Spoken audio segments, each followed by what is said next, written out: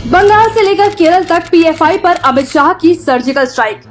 ED और NIA ने मिलकर 11 राज्यों में 60 से अधिक जगहों पर टेरर फंडिंग और मनी लॉन्ड्रिंग के लिए जॉइंट ऑपरेशन चलाकर छापेमारी की है, जिसमें अब तक पीएफआई के 106 लोगों को गिरफ्तार किया गया।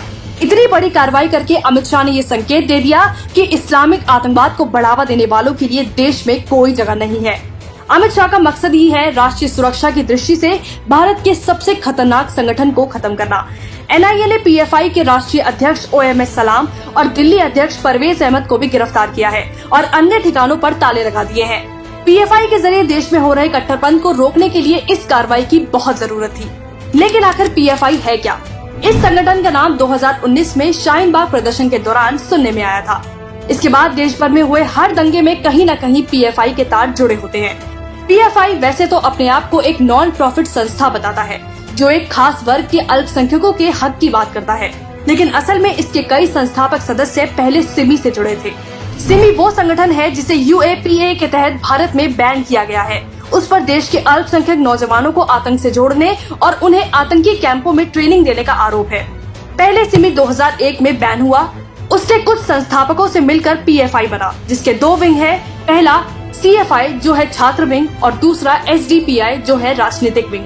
ये संगठन कितना शक्तिशाली है, इस बात का अंदाजा आप इसी बात से लगा सकते हैं कि उसे कई राजनीतिक पार्टियों का संरक्षण प्राप्त है।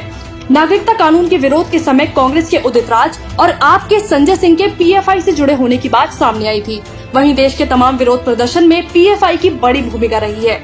हाल ही में हिजाब को लेकर देश में जो बवाल मचा था, उसके पीछे भी पीएफआई का नाम सामने आया। यानी भारत के खिलाफ हर देश विरोधी गतिविधियों में पीएफआई लिप्त पाया जाता रहा है। वहीं हाल ही में बिहार के पटना में पीएफआई पर हुए एक कार्रवाई के दौरान भारत को 2047 तक इस्लामिक राष्ट्र बनाने की इनकी प्लानिंग का खुलासा हुआ था।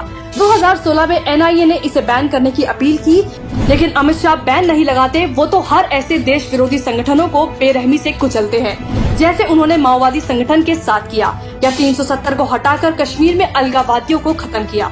वो जानते थे कि ऐसा करने पर देश में विरोध के रूप में एक और विवाद खड़ा होगा, क्योंकि आज भी एनआईए की इस कार्रवाई पर देश के कई हिस्सों में पीएफआई के सदस्य सड़कों पर उतर आए हैं। अकेले केरल से 18 पीएफआई नेताओं को गिरफ्तार किया गया, जिसको लेकर पीएफआई केरल में आज हड़ताल कर रहा है।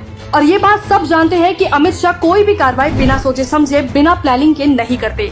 उन्होंने 2016 से लेकर 2022 तक पीएफआई की जांच को फ्री हैंड दिया और केवल पीएफआई ही नहीं, उसके पूरे नेटवर्क को ही नेस्तनाबूद करने की योजना बनाई।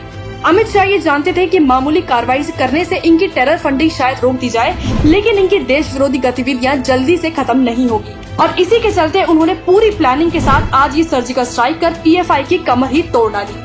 जहां एक तरफ जनता इस कार्रवाई को सराह रही है, वहीं कांग्रेस से लेकर ओवैसी, ममता सब चुप्पी साधे बैठे हैं, क्योंकि ये वही लोग हैं जिनकी शय पर ऐसे दुश्मनों को देश में आग लगाने की हिम्मत मिलती है और फिर इनके ही गुर्गे और वकील इन्हें बचाने के लिए कोर्ट पहुंच जाते हैं। लेकिन अमित शाह देश की सुरक्षा से खिलवाड़ करने वालों को उनकी सही जगह पहुंचाना अच्छे से जानते हैं।